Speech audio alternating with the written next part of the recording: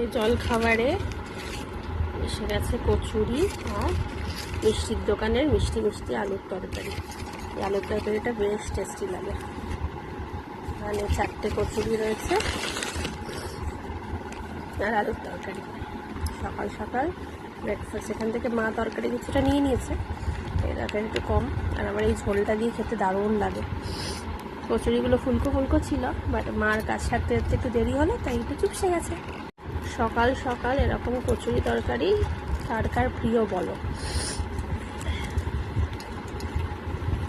আর এই তরকারিটা না বেশ দারুণ লাগে খেতে। এটা শাল পাতার গন্ধ থাকে আর একটু ছোলার ডাল থাকে, আলুর তরকারি থাকে, আর গ্রেভিটা দারুণ টেস্টি হয়।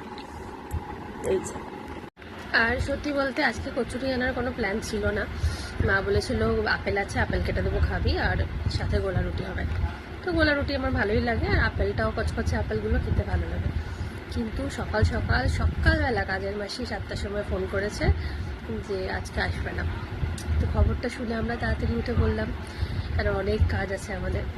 আর মাও সেরকম কিছু বলেনি, মানুষই তো, ওয়েদার চেঞ্জ হচ্ছে, শরীরটা খারাপ হতেই পারে। তো মা গেল বাজারে মাছের মাথা আনতে, তখন আমি বললাম এক কাজ করো, কচুরি নিয়ে চলে আসো। আর এখন কচুরি খেয়ে আমি ঘর মুছবো, খুব সুন্দর করে ঘর মুছতে হবে। বাসন মাজতে হবে না, মাকেও হবে না, কেন কালকে সেরকম কোনো বাসন পড়েইনি, নিরামিষ ছিল শনিবার। আর জাস্ট 2টো প্লেট পড়েছে দুপুরে, রাত্রিবেলা ওই 2টো প্লেট, জাস্ট 4টে প্লেট, একটা হাঁড়ি খিচুড়ি হয়েছিল আমাদের কালকে। তো এই আর কি, চলো খেয়ে দিয়ে নিয়ে ঘর মুছি।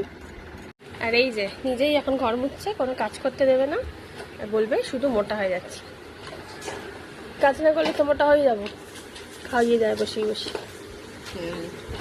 বসিয়ে খাওয়ায় এই যে এই মহিলা। তুই ছবি তুলবি নাকি?